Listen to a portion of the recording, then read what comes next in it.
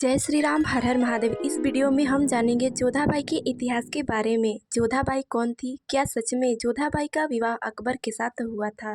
इतिहास में जोधाबाई को लेकर जो भी बातें कही गई, सभी बातों को इस वीडियो में हम जानेंगे। बचपन से हम सभी यही सुनते आ रहे हैं, पुस्तकों में पढ़ते आ रहे हैं कि जोधाबाई मुगल शासक अकबर की सबसे प्रिय पत्नी थी, जो एक हिंदू राजपूत राजकुमारी थी, जिनका विवाह राजनीतिक समझौते के तहत अकबर से हुआ था। तथा जोधा अकबर पर बनी फिल्में तथा धारावाहिक में भी जोधा को अकबर की पत्नी के रूप में दर्शाया गया है।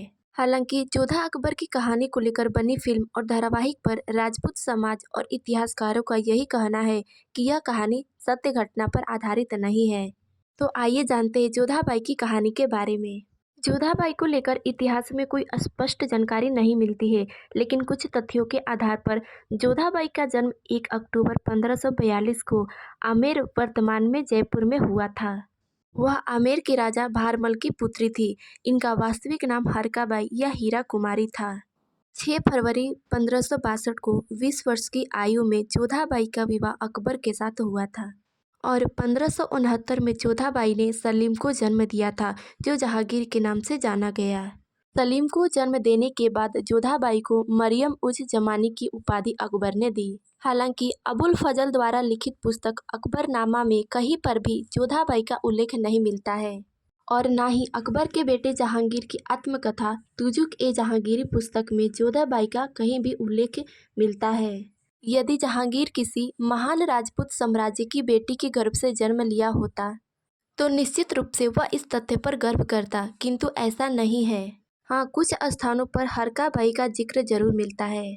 ऐतिहासिक मुख्य तथ्यों के आधार पर जोधाबाई हिंदू राजपूत राजकुमारी नहीं, एक पारसी महिला थी, जिनका विवाह अकबर के साथ हुआ था। आमेर के राजा भारमाल को दहेज में रुकमा नाम की एक पार्सियन दासी भेंट की गई थी। उस दासी की एक पुत्री भी थी, जिसका नाम रुकमा बिट्टी था।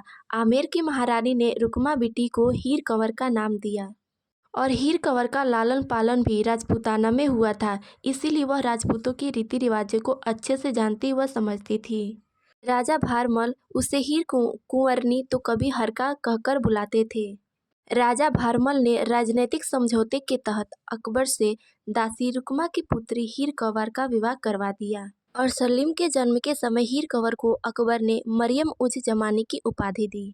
वास्तव में हीर कंवर आमेर के राजा भारमल की पुत्री नहीं, बल्कि एक दासी पुत्री थी। यह बात ईरान के मलिक नेशनल संग्रहालय एंड लाइब्रेरी में रखी एक किताब में भारतीय मुगल शासक का विवाह एक पार्सियन दासी की पुत्री से होने की बात कही गई है। साथ ही अकबर ए मुहर्रियत पुस्तक में भी यह बात लिखी गई है कि अकबर को इस विवाह पर शक था, क्योंकि हिंदू रिवाज के अनुसार विदाई के समय गोद भराई नहीं की गई थी।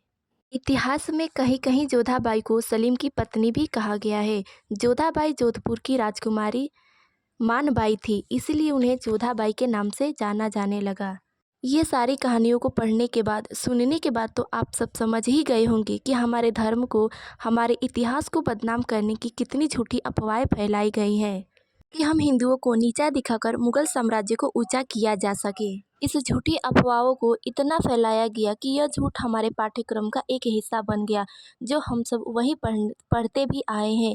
लेकिन अब इन सब के जानने के बाद भी कोई हिंदू नहीं जागता है, तो वह हिंदू कहलाने के लायक नहीं है। इस हिंदू समाज में रानियों ने जौहर को प्राथमिकता दी, लेकिन मुगलों की अधीनता स्वीकार नहीं की। वह हिंदू राजकुमारी मुगल शासक अकबर से विवाह कैसे कर सकती है?